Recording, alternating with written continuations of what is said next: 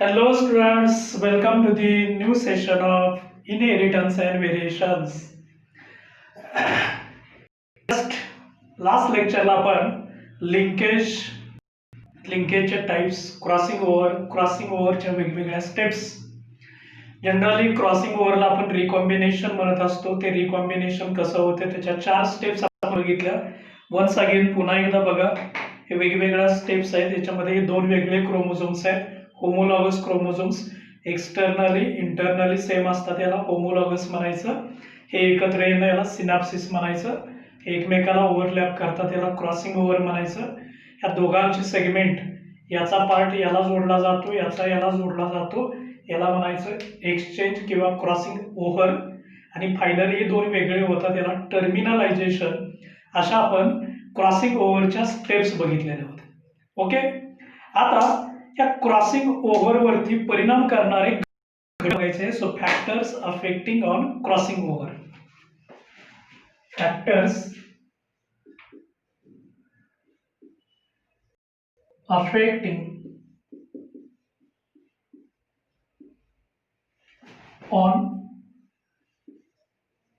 crossing over. या crossing ओव्हरवरती परिणाम करणारे घटक कोणकोणते आहेत, ज्याला म्हणायचं factors affecting on crossing over. महत्वाचे 4 फॅक्टर्स आहेत. त्यापैकी पहिला फॅक्टर आहे तो म्हणजे डिस्टन्स बिटवीन जीन्स.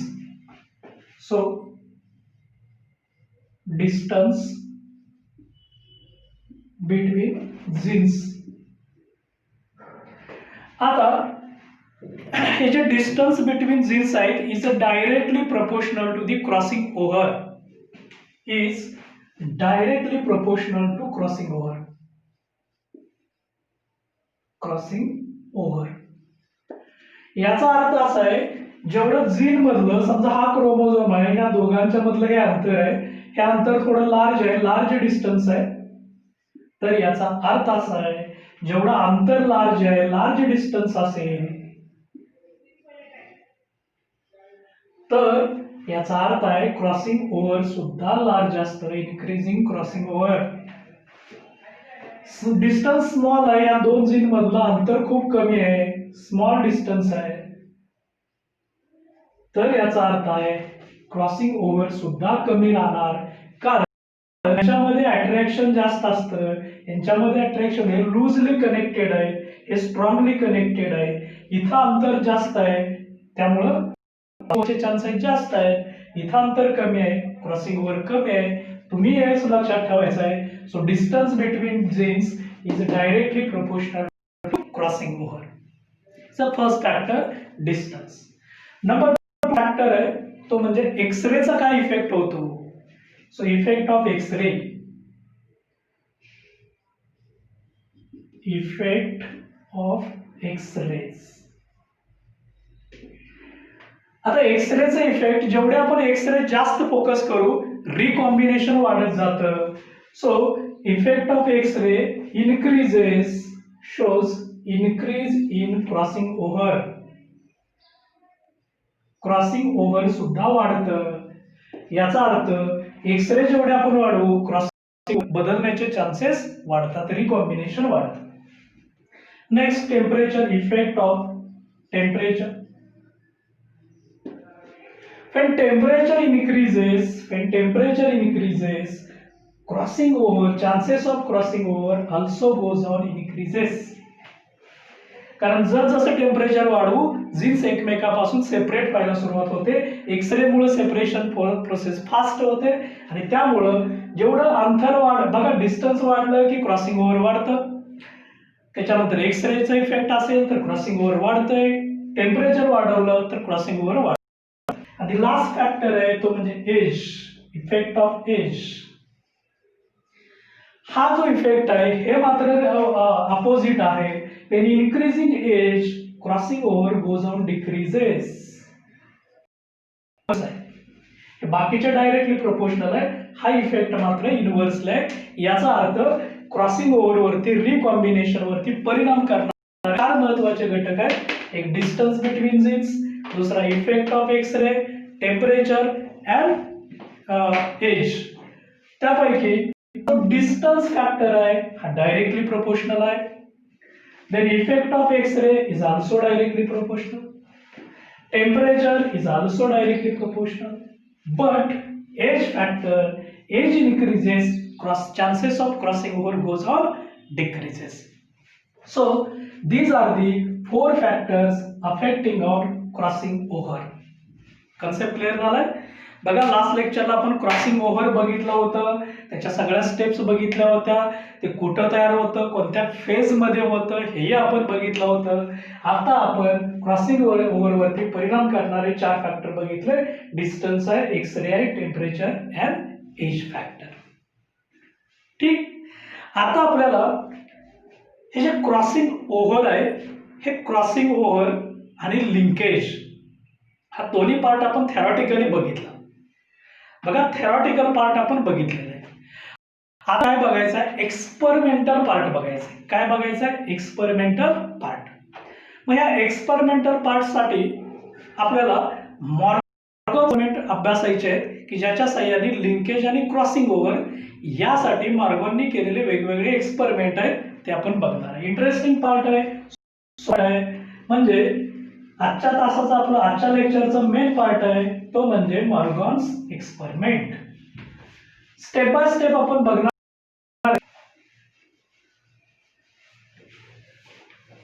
या मॉर्गन्स एक्सपेरिमेंट मध्ये सुरुवातीला एक्सपेरिमेंटल मटेरियल पाहणार आपण, म्हणजे स्पेसिमन कोणता सिलेक्ट केला, तो स्पेसिमन का सिलेक्ट केला, त्याचे कोणते टाइप्स आहेत, त्याचा ऑब्झर्वेशन काय, त्याचं कन्क्लुजन काय, हे आपण या स्टेप्स नुसार बघणार आहे. म्हणजे आपल्याला जो पार्ट बघायचा आहे तो Morgan's experiment. Morgan's experiment.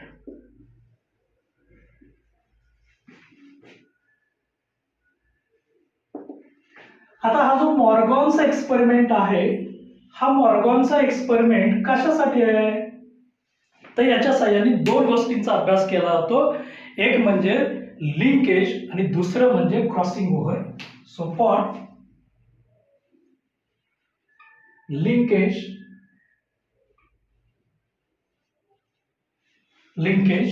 And crossing over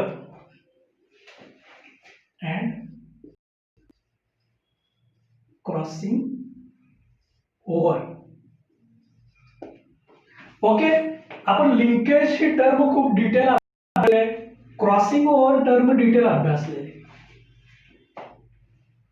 linkage crossing over दोनही टर्म आपण डिटेल अभ्यासलेले.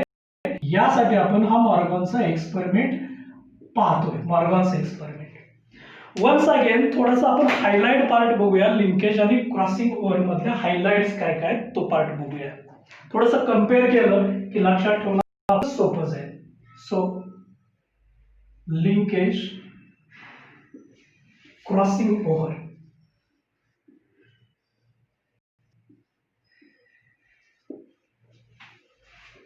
लिंकेजचा अर्थ असा आहे transmission of genes together. Transmission of genes together. Okay, from one generation to the next generation. From one generation to next generation. Okay. Crossing over मध्ये काय होतं, crossing over मध्ये होतं new combination. So formation of new combinant किंवा recombination between non sister chromatids. So formation of recombination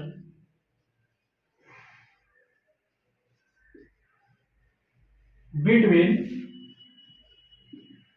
non-sister chromatids. Right. ह्या व्याख्या आपण details अभ्यासलेल्या. आता या ठिकाणी काय असतं, कन्सेप्ट काय आहे बघा. याच्याकडे हे जे जीन्स असतात हे जीन्स एकमेकाच्या क्लोज असतात.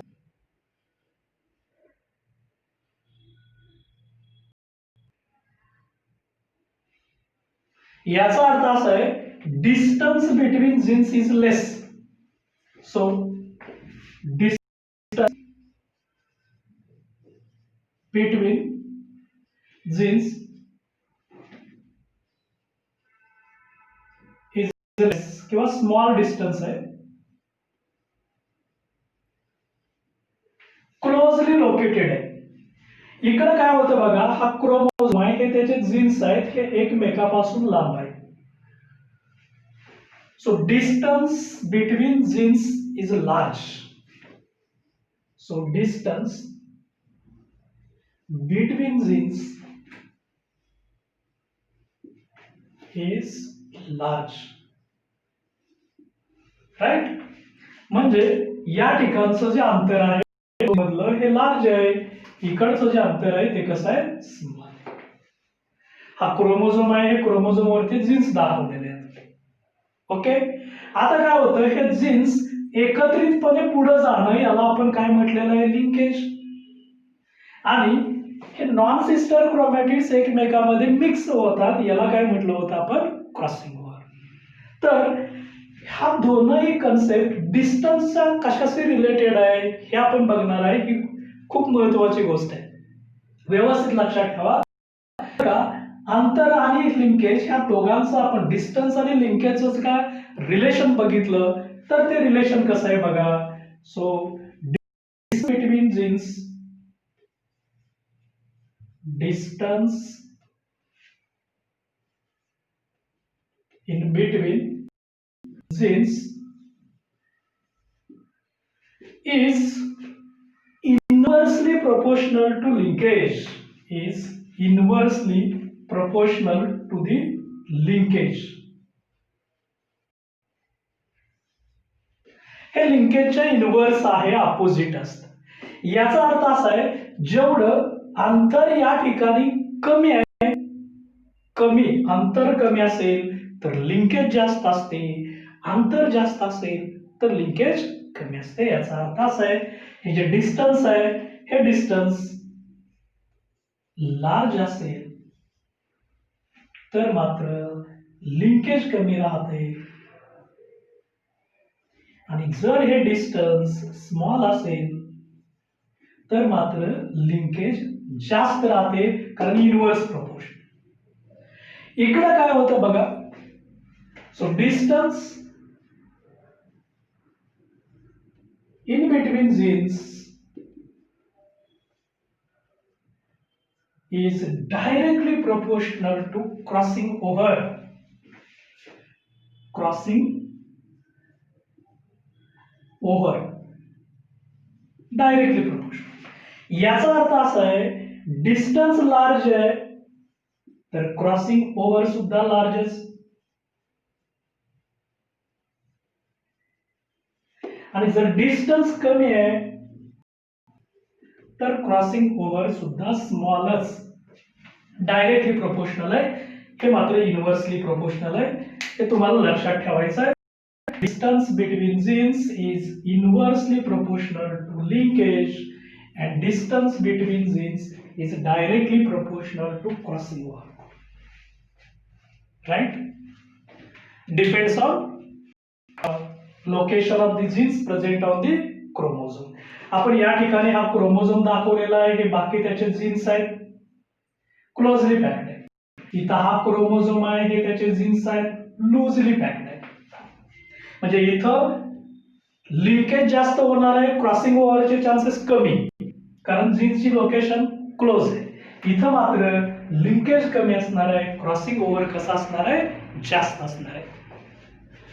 तर हे जे आपण बघितलं हे लिंकेज आणि क्रॉसिंग ओव्हर या दोघांच्यासाठी जे एक्सपेरिमेंटल थेरी आपल्याला कळालेलं आहे, नो डाऊट थेरी आता आपण बघितलेलं आहे, हे सगळं आपल्याला थेरी कळालेलं आहे. पण या ठिकाणी हे जे आपल्याला एक्सपेरिमेंटल प्रूफ आहे ते एक्सपेरिमेंटल प्रूफ हे मॉर्गनने दिलेलं आहे, आणि म्हणून आपण आजच्या तासाला मॉर्गन्स एक्सपेरिमेंट काय काय आहेत हे आपण खूप डिटेल अभ्यासणार आहे, की ज्याच्या सहाय्याने लिंकेज आणि क्रॉसिंग ओव्हर सिद्ध होतं. ओके. मग आता जे जे मी सांगितलं हे डिस्टन्स हे सिद्ध होतं का हे आपल्याला मॉर्गन एक्सपेरिमेंट वरून करणार आहे. मग आता आपल्याला मॉर्गनचा एक्सपेरिमेंट बघायचा आहे. हा पार्ट तुम्हाला कळालेला असेल, अतिशय सोपा पार्ट आहे. लिंकेजची व्याख्या लिहिली, क्रॉसिंग ओव्हरची व्याख्या लिहिली, क्रोमोझोम वरती जीन्स दाखवलेले आहेत, इथं क्रोमोझोम्स वरती जीन्स आहेत, हे जवळ आहेत, क्लोजली पॅक्ड आहेत, हे मात्र लांब आहेत, आणि लिंकेज आणि डिस्टन्सचं रिलेशन काय आहे, क्रॉसिंग ओव्हर आणि डिस्टन्सचं रिलेशन काय आहे हे घेतलेलं आहे. ओके, म्हणजे हे ज्यावेळेस होतं, आता आपण बघितलं की समजा इथंच आपण दाखवूया या ठिकाणी हे जे जीन्स पुढे कसे ट्रान्सफर होतील. ही 2 क्रोमोझोम्स आहेत, याच्यावरती हे जीन्स आहे बघा, ए बी डॉमिनंट आहे, ए बी हे रिसेसिव्ह आहे. आता जेव्हा यांना पुढे जायचं आहे, याच्या 2 गॅमेट्स तयार होतात. हा जसाच्या तसा पुढे जातो, हा जसाच्या तसा पुढे जातो, म्हणजे याच्यामध्ये काही बदल होत नाही. हा एबी गॅमेट तयार राहतात, याचे एबी गॅमेट तयार राहतात. आणि पुढे जाऊन हे जसे पॅरेंट्स आहेत, पॅरेंटल टाइपच मिळतो, इथं कॉम्बिनेशन होत नाही, कारण हे जे आहेत या ठिकाणी क्लोजली पॅक्ड जीन्स आहेत, याला आपण लिंकेज म्हणतो. क्रॉसिंग ओव्हर मध्ये काय होतं बघा, हा क्रोमोझोम आहे, हा क्रोमोझोम आहे, हे त्याचे जीन्स आहेत, डॉमिनंट जीन्स लिहूया, हे रिसेसिव्ह जीन लिहूया. आता काय होतं याच्यामध्ये, या दोघांच्या मध्ये क्रॉस तयार होतो. कसा क्रॉस तयार होतो बघा, हा याला क्रॉस करतो, हा याला क्रॉस करतो. जीनची लोकेशन काय बघा, हा ए जीन आहे, हा त्याचा बी जीन डॉमिनंट होता, हा रिसेसिव्ह स्मॉल ए, हा स्मॉल बी. ओके, आणि फायनली काय होतं, पुन्हा हे सेपरेट होतात, आणि सेपरेट झाले की मग मात्र हे जे क्रोमोझोम्स आहेत, या क्रोमोझोम मध्ये व्हेरिएशन्स पाहायला मिळतात. काय व्हेरिएशन्स असतात, तर हा डॉमिनंट ए इथंच राहतो, डॉमिनंट हा रिसेसिव्ह ए असतो, हा रिसेसिव्ह बी असतो, हे रिकॉम्बिनंट आहे. याला क्रॉसिंग ओव्हर म्हणायचं, याला म्हणायचं रिकॉम्बिनंट.